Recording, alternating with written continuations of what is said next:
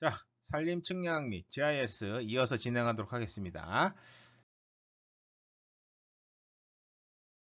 이번 시간에는 이제 드론 측량 실습과 관련된 내용인데요.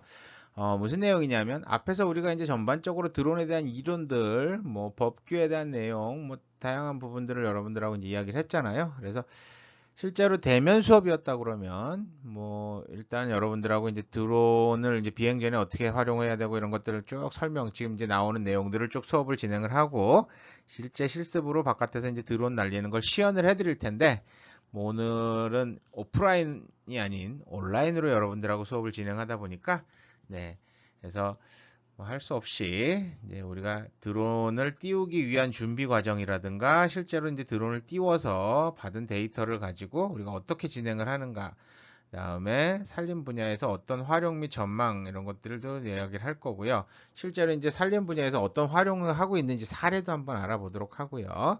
결론적으로는 이제 무인항공기도 하나의 기계니까 이런 거 조심해서 사용해야 된다. 무인항공기 한계 하고 관련된 이야기까지 여러분들하고 진행을 해서 마무리를 하도록 하겠습니다. 자, 비행 전에 이제 조심해야겠죠. 그래서 비행 전 체크리스트하고 주의사항입니다. 그래서 비행, 사진 촬영 계획 수립을 먼저 해야겠죠. 실내에서 대상 지역의 기상, 위치, 면적, 고도 분포, 비행 금지 구역의 유무 등을 사전에 조사를 하시는 게 좋겠고요. 드론을 이용한 촬영 계획을 먼저 수립을 해야겠죠. 그래서 촬영이 안전한 비행 고도, 범위, 배터리 사용량 등 체크를 하고요. PC, 타블렛, 스마트폰 등에서 비행 계획 작업해서 저장을 합니다. 그 다음에 중요한 거, 내가 날리는 곳이 비행을 해도 되는지 안 되는지 이런 것도 확인 다 먼저 해야 된다고 아까 말씀드렸죠. 자, 그다음에 이제 비행 사진 촬영 허가를 신청하게 됩니다. 사진 촬영은 이제 국방부, 비행 허가 신청은 비행일 최 3일 전까지 국토교통부 원스톱 민원 처리 시스템을 통해서 신청과 처리가 가능합니다. 그래서 이제 비행 허가 신청 먼저 하시고요. 거기에 연결해서 사진 촬영 허가를 이제 같이 제출을 하시면 됩니다. 그래서 둘 다 오케이가 떨어지면 됩니다. 처음에는 꽤 오래 걸렸거든요. 근데 요즘은 이제 빨리빨리 돼요. 그래서 보통 한 일주일 전에 신청하시면 여러분들 아마 한 촬영일 한 2, 3일 전에 허가가 이제 득해서 옵니다. 그다음에 이제 특정 제가 촬영할 이제 지번을 포함을 해서 이제 신고를 하니까 사진 촬영을 할 때 국방부에서 네, 그냥 찍어도 됩니다. 라면 그냥 찍으면 되고요. 네. 현장에서 이제 현장에 확인하러 나갑니다가 되는 경우도 있어요. 그럼 이제 전화를 해서 저희 촬영합니다라고 얘기를 하면 기다리세요. 저희가 나갑니다. 그러면 그분들이 나오셔갖고 찍은 사진을 확인하고 네, 문제 소지가 있는 사진들 제거를 하고 나머지만 활용할 수 있게 해주거나 뭐 다양한 방법들이 진행이 됩니다. 자, 그다음에 이제 사전 체크가 필요하겠죠. 비행을 준비하기 전에 기본적으로 일기예보 확인해야겠죠. 배터리가 완충됐는지 확인해야 됩니다. 배터리. 자, 뭐 저희 같은 경우 대부분 산림에서 촬영을 하다 보니까 산속에 들어가는데요. 그죠? 네, 이륙하려고 갔는데 배터리를 충전을 하나도 안 해놨네? 아니면 요즘은 이제 배터리를 방전 충전하는 것들, 배터리 성능을 유지시키기 위해서 일정 시간이 지나면 자동으로 배터리를 방전시켜요. 50%대까지 쭉 방전을 시킵니다. 50%대 배터리로는 이륙해서 몇 분 못 날리죠. 그러다 보니까 네, 이런 것들 확인 잘 하셔야 돼요. 나는 분명히 출장 갔다 와서 배터리 충전을 다 해서 박스에 넣어놓고 이제 뭐 한 열흘 있다가 나 열흘 전에 충전 다 해놨으니까 가져가면 되지. 아닙니다. 확인하셔야 됩니다. 네, 거의 배터리가 한 40% 이상씩들 방전이 돼 있을 거예요. 자, 비행기 사용할 메모리 카드에 충분한 용량이 남았는지도 확인해야 돼요. 여러분들 뭐 이제 그 가장 많이 사용하는 방법이 드론에서 메모리 카드를 뽑아서 네, 어댑터에 꽂아서 컴퓨터에서 데이터를 빼내거나 이런 작업들 많이 하게 되는데요. 뭐 와이파이로도 되긴 하지만 굉장히 오래 걸려요. 그러다 보니까 이제 이렇게 연결해서 빼는데 그러고 다시 꽂지 않으면 네, 여러분들 뭐 옛날에 아마 비슷한 경험들 있으신 분들도 있을 거예요. 뭐 요즘 그 젊은 친구들 같은 경우는 디지털 카메라라는 개념이 없으시겠지만 디지털 카메라를 사용해 보신 분들 산에 조사 가서 디지털 카메라를 열심히 찍었는데 네. 네, 셔터는 잘 눌렀죠. 필름 안 넣고 카메라도 찍는 거랑 똑같죠. 네. 자, 그다음에 또 이제 비행 예정 지역에 제한 구역이나 공항은 없는지 확인하는 것도 중요하겠죠. 자, 그다음에 이제 구조적인 부분을 점검해서 나사미 부품이 잘 고정되어 있는지 뭐 이런 것도 다 확인하셔야겠습니다. 자, 현장에 가서도 현장으로 이동 중 발생한 문제가 없는지 확인합니다. 그래서 기체도 프로펠러 뭐 이상 없는지 다 확인해야 되고요. 카메라 같은 경우도 렌즈를 청소를 하고 카메라도 이상 없는지 확인해야 되고요. 또 드론을 켜서 우리가 이제 자기장, 지자기 오류라든가 이런 것들도 다 센서의 이상인 유무도 체크를 하시는 게 좋습니다. 자, 무선 장비 점검 및 비디오 채널 사용 시 주변에 같은 채널을 사용하는지 사람이 없는지 확인하는데요. 이것도 우리가 드론 조종하는 앱, 기본 조종 앱에 보면 네, 비디오 채널, 통신 채널이 지금 어느 정도의 노이즈가 있는지 이런 것들 점검할 수 있도록 되어 있습니다. 그래서 한 번쯤 해보시는 것도 이거 안 하고 그냥 하셔도 뭐 큰 문제 없었는데 네, 주변에 날리시는 분이 없었을 뿐이에요. 똑같은 드론이 여러분들 아마 여러분들도 그런 거 알고 계시는지 모르겠지만 자동차 키가 네, 분명히 다 달라야 되는 거죠. 근데 맞는 경우가 있대요. 그죠? 여러분들 아마 인터넷 한번 검색해 보세요. 그것처럼 네, 주파수가 네, 겹칠 경우가 있습니다. 그러면 내가 조정하는 게 조정이 안 되면 드론이 엉뚱하게 되겠죠. 자, 이륙전에 주변에 반려동물 및 사람이 있는지 확인하고 이런 것도 굉장히 조심하셔야 되겠죠. 자, 그다음에 이제 비행 시의 주의 사항입니다. 기상 상태도 확인하셔야 되고요. 풍속이 비행체의 최대 속도의 절반을 넘어갈 경우에 비행 금지입니다. 무슨 얘기냐면 드론이 앞으로 가지를 못하고요. 바람에 뒤로 이렇게 하면은 네. 제가 원하는 데까지 보냈다가 뒷바람 맞으면서 갔다가 얘가 돌아오지를 못하면 어떤 문제가 생길까요? 네. 중간에 어딘가 착륙을 해야 되는 상황들이 발생합니다. 굉장히 위험한 상황이 되는 거죠. 자, 주변 환경도 확인해야겠죠. 건물 및 주변 장애물, 뭐 철탑이라든가 이런 것도 해야 되고요. 전신주 및 전선줄도 확인해야 되겠죠. 전자기장 간섭으로 인한 자력계 영향이 미칩니다. 그래서 고압선 주변에서 비행을 하시면 너무 저공 비행이나 근접 비행을 하시면 네, 딸려 들어가거나 아니면 얘가 추락하거나 이런 상황들이 발생돼요.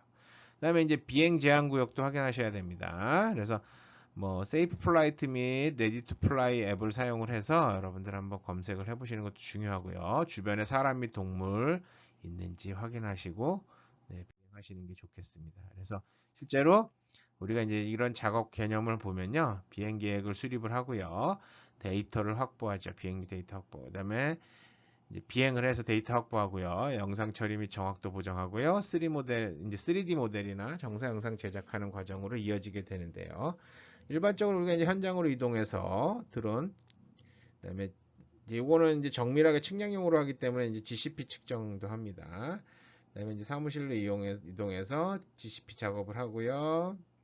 모델링 시작해서 완성을 하게 되겠죠.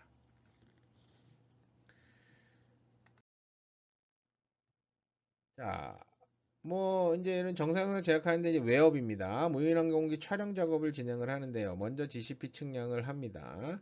그다음에 촬영 지역 경로를 지정하게 되고요. 지금 보시는 것처럼 이런 이제 경로들을 지정을 하는데, 자, 이렇게 중첩해서 찍어야 될 경우들이 생겨요. 이런 경우에는 그러니까 한번 비행하고 나서 다시 비행을 해서 할 때는 네, 상당히 많이 겹치게 만들어야 됩니다. 이렇게 지금 오른쪽처럼 이렇게 조금만 겹치게 만들어 놓으면 나중에 사진이 두 개가 안 붙어요. 그래서 중복 한 2, 30% 이상 중복되게 찍으셔야 되는 수밖에 없습니다. 자, 이착륙 지점을 선정하게 되고요. 그다음에 이제 비행체를 조립하고 비행체 조종기 전원 켜서 데이터 업로드 및 모터 시동, 이륙 및 임무 진행, 그럼 이렇게 이제 쫙 나르면서 사진을 찍겠죠. 그다음에 착륙 및 비행체 수거 및 데이터 다운로드 해서 이제 뭐 사무실이나 실험실로 이렇게 찍은 자리들이 될 겁니다. 이렇게 돼서 돌아오게 됩니다. 돌아오면 내업이 되는 거죠. 이제 정사 영상 작업으로 진행이 됩니다. 데이터를 컴퓨터로 복사하고 매핑용 소프트웨어에 의한 작업이 시작이 되는데요. 저는 뭐 지금 메타쉐이프 소프트웨어에서 이제 불러왔어요. 그럼 이제 이게 비행 드론에서 찍은 점이에요. 공중에서 촬영한 위치입니다. 자, 그다음에 이제 5차 점검 보정 작업 같은 것들을 거쳐서 사용되는 좌표계 형식에 맞게 이렇게 저장을 하게 되죠. 그래서 여러분들 뭐 그 우리 충북대학교 운동장 정도, 이 정도라고 그러면은 한 2~3시간 정도 작업을 해서 걸리게 됩니다. 그다음에 이제 이렇게 정사 영상이라든가 3D 영상들을 만들어서 우리가 보통 이제 CAD나 GIS 소프트웨어로 필요한 작업을 넘겨서 나머지 과정들을 수행을 하면 되겠죠.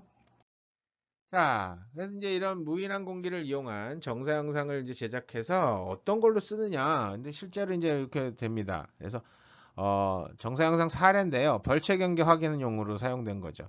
그래서 여러분들 지금 보시면 네, 요 부분이죠. 요 경계, 벌채 경계지를 우리가 이렇게 이제 확정을 할 수가 있어요. 그죠? 그래서 벌채를 어떻게 했구나라는 걸 알 수가 있는 거죠. 그래서 벌채 면적 제대로 했는지 확인도 가능하게 되겠고요. 여기도 마찬가지죠.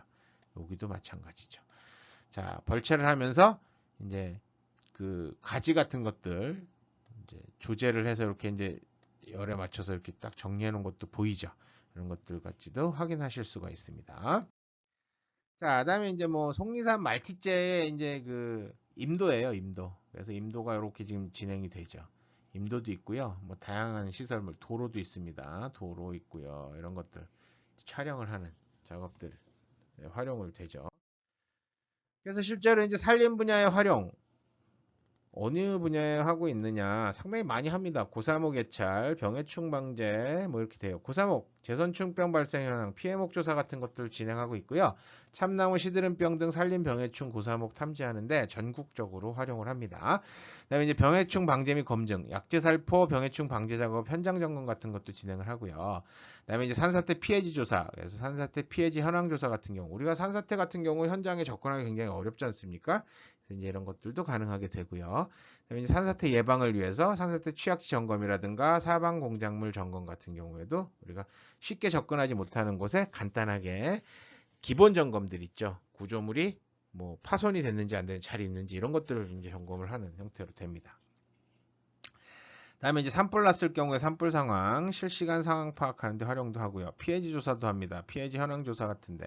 그다음에 이제 진화 자원 관리하죠. 산불 진화대원 위치 파악 및 구호 물품 같은 것도 운반해 줄 수도 있습니다. 그다음에 이제 불법 산지 전용지 같은 경우 우리가 무단 전유지 같은 거 파악 조사하는데 드론을 띄워서 활용을 할 수도 있고요. 다음에 국유재산 관리 업무, 대면적 사용허가, 대부지 경계 확인 등 현장 조사할 때도 활용이 됩니다. 경영계획 분야에서도 산림 경영계획 수립이나 산림조사, 임목 벌채지 조사, 현장 점검, 주요 산림 현황, 국유림 경영 실태 같은 것도 조사를 하고요. 자원조성 분야에서 나무 심기 사업 경계, 그러니까 조림 사업, 그다음에 숲가꾸기 사업, 풀베기, 큰 나무 가꾸기, 양묘장 사업 같은 경우도 되죠. 그래서 벌채 같은 경우 뭐 얼마만큼 벌채를 했는지 그다음에 나무를 심었는데 얼마만큼 심었는지 이런 것도 이제 조사가 가능합니다. 드론을 이용해서. 그다음에 이제 산림복지 분야에서 등산로 신규 조성 및 유지 보수, 유아숲 체험원 조성 대상지 조사, 치유숲 조성 같은 경우에도 활용을 하고요. 또 복지 분야에서는 VR을 이용을 해서 휴양이라든가 이런 형태로도 활용을 하기도 합니다. 자, 그래서 실제로 뭐 산림 사업에서도 활용을 최근 들어서 이제 하고 있는데 이제 합법적으로 하는 게 중요한 거죠. 자, 3D로 면적 확인하는 것도 합니다. 그다음에 조림 설계 도면 같은 거 작업할 때도 겹쳐서 이렇게 사용하기도 하고요. 불법 훼손지 단속 같은 경우에도 활용을 하고요. 뭐 그래서 이제 납품 결과물로도 쓰기도 합니다. 그래서 여러분들 아까 얘기했듯이 그 현장에서 우리가 벌채지 경계를 활용을 해서 제대로 벌채를 했는지 이런 것들 확인하는 것도 되죠. 근데 이제 복구 설계 도문, 산지 복구 설계 같은 것들 이런 것들도 활용을 할 수가 있겠죠. 자, 이제 이런 것들을 원스톱으로 처리해주는 소프트웨어 같은 경우들도 나와 있고요. 아니면은 여러분들 이제 뭐 일일이 손이 좀 불편하겠지만 일일이 이제 한 단계별로 이제 뭐 여러분 손을 이용을 해서 무료 프로그램들을 활용을 해서 이렇게 하시는 방법도 있고요. 뭐 여러 가지 방법들이 존재를 합니다.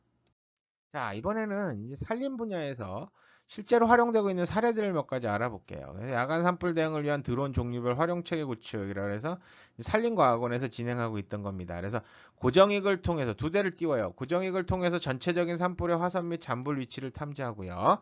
회전익기를 통해서 중요 지점의 실시간 상황을 중앙 산불 방지 대책본부, 산림청이라든가 뭐 산림과학원, 그다음에 시도에 공유함으로써 산불 진화 전략을 수립하는 데 도움을 줄 수 있고요. 또한 이제 구호 물품이라든가 뭐 조난자 수색을 수행해서 드론을 통한 산불 현장 지원 체계를 마련할 수도 있습니다. 그래서 요즘에 이제 그 산에서 등반하시다 조난됐다 그러면 요즘 이제 드론 많이 올라가요. 그래 드론 이용해서 다 이제 검색을 하기도 하고요. 물론 이제 사람의 인력에 의한 검색도 진행을 하지만 드론에 의해서 빠르게 이제 검색을 합니다. 특히 이제 드론에다 열화상 카메라 달아서 네, 사람 체온이 다르죠.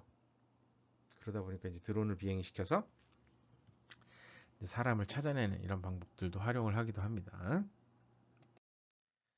자, 그다음에 이제 산사태 발생지 위치 피해 이제 위치 및 피해 면적 분석 같은 것도 되죠. 그래서 뭐 여기 이제 사례인데 이건 국립과학원 사례인데요. 이제 울진 석회강산의 지반 침하 지역 지형 변화 분석 같은 경우도 이렇게 피해지를 드론으로 촬영을 하고요. 피해 지역 위치 좌표 및 현황을 획득하게 되고요. 그래서 지형 변화를 분석을 해서 어디가 문제가 있는지, 크랙이 어떻게 생겼는지 이런 것들도 이제 찾아내죠. 산사태 피해지 원인 조사와 현황 및 복구를 위한 기본 자료로도 활용이 되고 있습니다. 자, 그다음에 이제 산사태 취약 지역 점검 같은 경우에도 활용이 되죠. 그래서 뭐 상당산성 자연휴양림인데요. 산사태 취약 지역입니다. 그래서 점검을 나갔어요. 비가 온 이후에 폭우가 온 이후에 가서 자 사방댐 뒤에 지금 토사가 엄청나게 퇴적이 됐죠. 그래서 이제 사방 공작물의 피해 및 효과 확인 같은 것 자료 수집하는데도 활용이 되죠. 그래서 뭐 중부메일이나 충청투데이, 중도일보, 그 당시에 금강일보 등에도 이렇게 사진을 제공을 해서 활용이 되기도 했습니다. 자, 그다음에 이제 아까 얘기했듯이 소나무 재선충병 피해지 탐지 및 모니터링. 이거는 이제 산림청 사업으로 매년 이제 아마 진행을 하고 있는 걸로 알고 있어요. 그래서 초기에 이제 제주 곶자월 지역에 제주도에 이제 엄청나게 이제 피해를 입었을 때 피해목 탐색 촬영 및 현지 확인하는 용도로도 활용이 됐습니다. 그래서 실제로 피해목 본수 산정 및 방제 모니터링, 선단지 확산 예측에도 활용을 되죠. 그래서 발생 전, 그다음에 발생 후 탐지가 된 거고요. 요 탐지된 데를 이제 나중에 방제 후에 어떻게 되는지 주변에 지금 요게 지금 다 재선충인 거예요. 재선충 피해목인 거죠. 그래서 작업 끝나고 나서 보면은 지금 여러분들 이렇게 재선충 피해목들이 다 제거된 것들을 보실 수가 있을 겁니다. 그죠? 이렇게 다 제거가 됐죠. 네, 이것도 똑같이 이제 재선충 피해목 예찰 이제 결과입니다. 그래서 뭐 피해목 본수 산정 및 방제 모니터링, 선단지 확산 예측에도 우리가 활용을 하는데요. 실제로 청주시 흥덕구 옥산면 가랑리에 발생한 재선충들이었고요. 재선충 피해목이고요.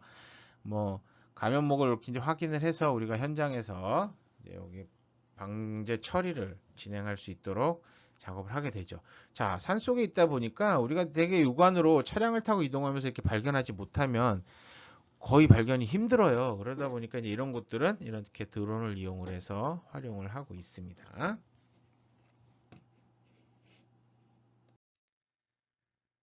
자, 또 이번에는 이제 다른 건데요. 뭐냐면 드론 비행 경로를 이용한 병해충 방제 검증 이런 것도 활용이 됩니다. 무슨 얘기냐면 자, 산림 방제 사업을 방제 드론을 이용해서 활용을 하게 되는데 실제로 방제를 제대로 했는지 안 했는지 확인하기 위해서 이제 산지에다가 실제 이제 그 방제하는 산지에다가 감적지라고 그래갖고 종이를 설치를 해놔요. 약품이 떨어지면, 그러니까 방제약이 떨어지면 색이 변하도록 만들어 놓는데요. 이게 물이 묻어도 변하거든요. 근데 비 오면 어떻게 될까요? 문제가 되겠죠. 이슬이 이제 떨어져도 좀 문제가 되고요. 새벽에 미리가 설치하고 오면 아침에 이제 드론이 나르면서 방제를 하는데 그 사이에 이제 젖을 수도 있고 다양한 문제들이 발생하지 않습니까? 그래서 드론의 비행 기록을 받아서 이제 깔끔하게 방제를 했는지 안 했는지 이런 형태들이 되겠죠. 그래서 지금 보시는 사진에서도 오른쪽 사진 같은 경우는 일정 면적을 꽤 이렇게 꼼꼼하게 촘촘하게 나르면서 전체적으로 방제가 잘 된 거예요. 여긴 방제가 잘 된 편이죠. 고르게 비행됐고요. 그죠? 근데 여기는 어때요? 네. 왼쪽 사진 같은 경우 보시면 여러분들 이렇게 빈 공간들이 발생하죠. 이 공간들은 약재가 제대로 살포 안 됐을 확률들이 상당히 높습니다. 그죠? 그러다 보니까 이제 이런 부분들을 약재를 좀 더 살포할 수 있도록 다시 추가 비행을 한다라든가 이런 것들을 활용할 때 이렇게 이제 비행 경로를 제출받아서 우리가 활용을 하고 있습니다. 자, 그래서 뭐 이제 이게 실제로 뭐 산림조합 중앙회나 FM웍스라는 업체는 이제 그 벤처 업체라고 봐야 되나요? 하여튼 이 드론 앱을 만드는 업체입니다. 그래서 이제 3차원 자율비행 산림병해충 방제 드론 개발 협약을 2018년도에 맺었는데 그 뒤로는 어떻게 되는지 잘 모르겠어요.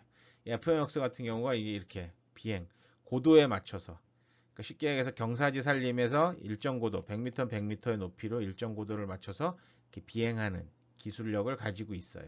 그래서 이제 이런 것들을 이용을 해서 방제 드론하고 연계를 해서 활용하겠다라고 이야기를 했는데 뭐 개발 중이었다라고 됐는데 현재 어떻게 되는지는 잘 모르겠습니다. 자, 그다음에 이제 뭐 불법 산지 전용지에 산림 훼손지 확인 같은 거 하죠. 과거에 이제 영동군 추풍령면 사부리 산 103번지입니다. 왼쪽이 과거 사진이고요. 오른쪽이 현재 사진입니다. 근데 없던데 뭔가 생겼죠. 구조물이 이제 건축물이 들어가 있죠. 이렇게 되면 이제 불법인 거죠. 하우스를 몰래 이제 설치했다가 발견된 형태가 됩니다. 이 길에서는 안 보여요. 그래서 들어가서 이제 이렇게 드론을 띄워서 확인하는 경우들이 되겠습니다. 자, 그다음에 이제 산림 자원 관리에도 활용이 됩니다. 그래서 산림 사업, 조림, 숲가꾸기, 벌채 기반 구축, 드론을 활용해서 임도 노선 선정 및 리다 활용한 산림 자원 조사도 가능하죠. 그래서 숲가꾸기라든가 임목 생산, 임도 노선 선정 같은 데도 활용을 하기도 하고요. 또 이제 이게 리다 산림 조사에도 진행이 됩니다. 그래서 이제 이렇게 그 삼각대에 설치하는 이런 이제 지상 관측형 리다를 이용하기도 하는데요. 드론에도 리다를 설치를 해서 우리가 저고도 비행을 하면서 지형이라든가 수목을 관측해서 측정을 해서 활용하는 용도로도 사용이 됩니다. 리다 이야기는 아마 다음 주쯤에 또 짧은 시간으로 간단하게 설명을 여러분한테 뭐 한 챕터 정도 아마 하지 않을까라고 생각이 돼요. 자, 그다음에 이제 아까 얘기했던 이제 임도 노만 관리 같은 경우에도 마찬가지죠. 자, 여기도 목련공원 주변에 있는 청주의 목련공원 주변에 있는 임도입니다. 순환형 임도로 개발이 됐고요. 임도가 이렇게 지금 제가 형광펜으로 지나가고 있는데요. 네, 임도망을 정리가 되어 있는 거죠. 자, 지금 현재 여러분들한테 보여드리는 건 정사 영상 형태고요. 드론을 조금 낮은 고도로 비행을 시키면서 여기 이제 영상을 촬영을 해서요. 네, 3D 형태도 만들어서 임도의 뭐 횡단 구조물, 그러니까 임도에 있는 구조물들도 대략 파악할 수 있을 위치까지 파악할 수 있을 정도까지도 촬영은 가능하다라고 보시면 됩니다. 그다음에 아까 얘기했던 이제 산림복지관광 쪽에서도 가능하죠. 그래서 명품 숲길 VR 체험 프로그램 같은 경우도 개발이 되어 있어요. 그래서 IoT 기술을 적용해서 뭐 자연휴양림 운영 모델 개발 같은 거에도 활용을 하고 있다라고 이제 이야기를 합니다. 아직 뭐 이렇게 대중화되진 않았지만 이런 것도 가능하고요. 증강현실 같은 것도 되죠. 여러분들 아마 설악산 이렇게 올라가시다가 이렇게 설악산 능선을 바라보면서 카메라로 이렇게 스마트폰 앱으로 이렇게 바라다 보면 네, 그 능선 봉우리들의 위치에 봉우리 이름이 이렇게 표시되는 이런 것도 증강현실로 나타나게도 운영을 하고 있어요. 산지복구 측량 같은 경우에도 가능하게 됩니다. 그래서 이제 정밀하게 측량된 이렇게 촬영된 정사 영상을 이용을 해서 여기서 이제 디지털 엘리베이션 모델, 그러니까 디지털 고도 모델이 만들어지게 되고요. 이걸 이용해서 뭐 GIS 소프트웨어라든가 뭐 이제 일반적으로 소프트웨어 이제 QGIS 같은 경우 여러분들 무상으로 사용하실 수 있어서 활용해 보셔도 돼요. 그다음에 이제 ArcGIS 같은 경우도 여러분들 뭐 그 학생용 버전은 트라이얼로도 사용할 수 있습니다. 그다음에 이제 오토데스크 리캡 같은 경우에도 여러분들 대학생들 같은 경우는 무상으로 사용하실 수가 있어요. 그래서 이런 것들을 이용을 하면 우리가 이렇게 지금 오른쪽에 보는 것처럼 종단 면도를 촬영을 이제 낼 수가 있어요. 그래서 연두색 라인 있죠. 이 연두색 라인이 대한 건데요. 쭉 올라가면서 지형의 이제 높이, 그다음에 요 부분이 지금 이제 사면인데요. 여기가 이제 소단이에요. 네. 그래서 소단이 이제 하나가 있는 것들을 우리가 이제 볼 수 있고요. 지금 이렇게 튀어나온 부분은 식생에 의해서 우리가 표시가 된 거고요. 두 번째 소단이 여기에 표시가 됩니다. 그래서 이런 것들을 이용해서 위치가 뭐가 있고 어느 정도 높이고 횡단 면도나 종단 면도 같은 것들을 작업하는 데도 활용을 하실 수가 있습니다.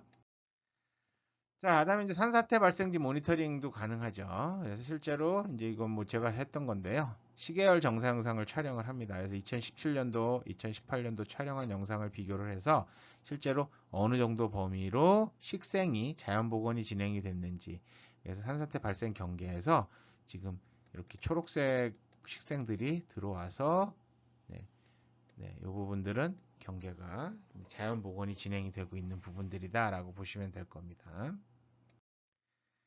자, 이제 전체적으로 정리를 해보면요.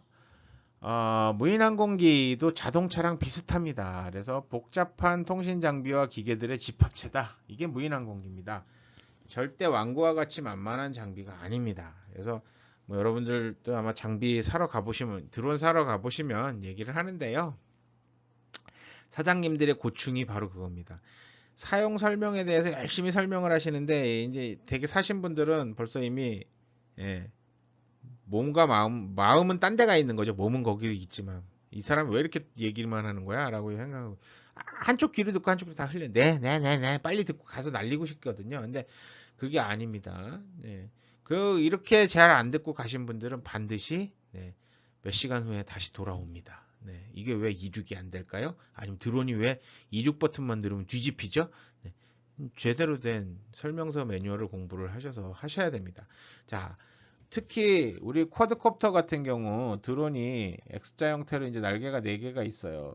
여기 4개가 있는데 자, 요렇게 2개 하고요. 대각선으로 요렇게 2개 하고요. 회전 방향이 달라요. 그럼 무슨 얘기야? 프로펠러가 요렇게 한 쌍, 이렇게 한 쌍, 요렇게 한 쌍. 프로펠러 모양이 다릅니다. 반대 방향으로 돼 있어요. 근데 이거를 잘못 꽂으면 어떻게 될까요? 드론이 뒤집혀요. 이륙 안 하고 휙휙 뒤집혀요. 그러니까 이런 것들을 다 이제 주의해서 듣고 가서 잘 설치를 하셔야 되는 띄워야 되는데 안 되면 네. 그리고 또 굉장히 위험하죠. 결국 여러분들 테슬라 사고 나는 거 많이 뉴스에 나오죠. 네. 핸들을 잡고 있어 무인 조정을 이제 자동 조정을 해야 되는데 네. 된다고 그냥 손 놓고 뭐 뒷자리에 앉아서 술 먹는 사진도 있었고요. 뭐 SNS에 올라오죠. 굉장히 위험한 거죠. 드론도 마찬가지입니다. 결국 위기에는 조종자의 조종 실력이 반드시 필요하게 됩니다. 그래서 비행 연습이 필요해요.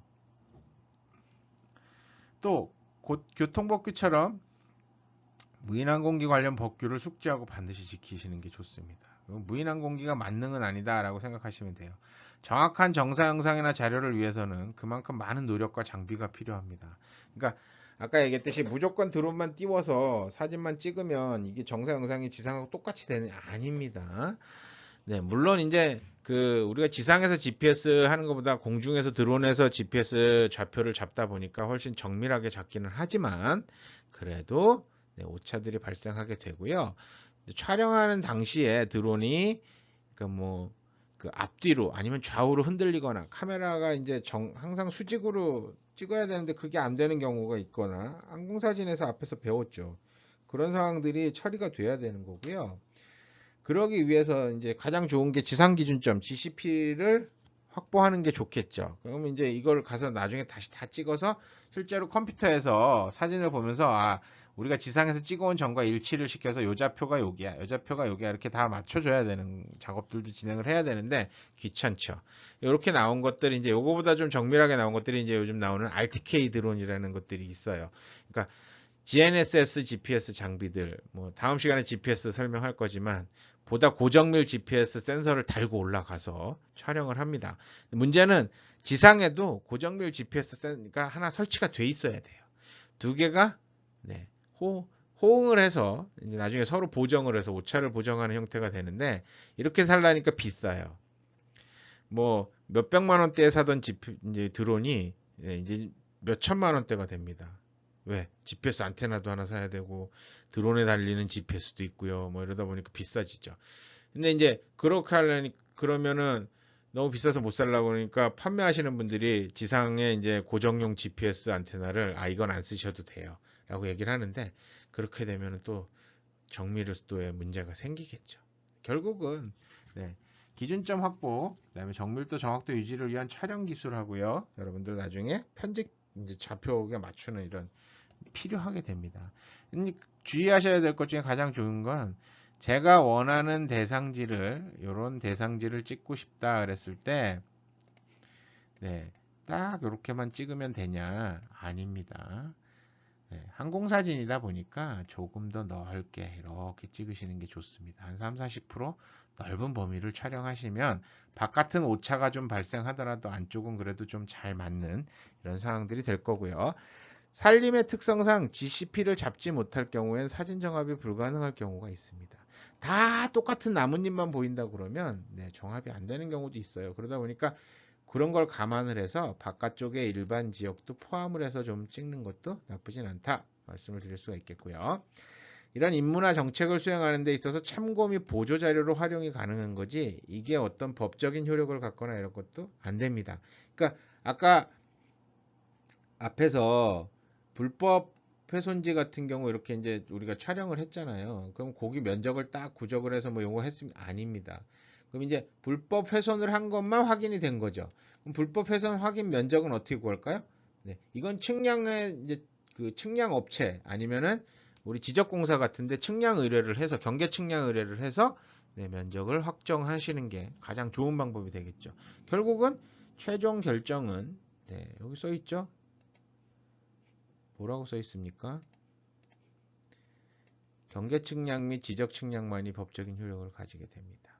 그래서 여러분들 뭐 스마트폰에 이렇게 요즘 이제 지적도까지 올라가 있는 이런 앱들도 상당히 많이 나와요. 근데 현장에서 어우 이 경계를 침범하셨네라고 스마트폰 GPS도 오차가 크고요. 네, 도면 자체도 법적인 효력이 없습니다라고 써 있는 걸 가지고 그렇게 얘기를 해봐야 아무 의미가 없다라고 생각을 하시면 될 겁니다.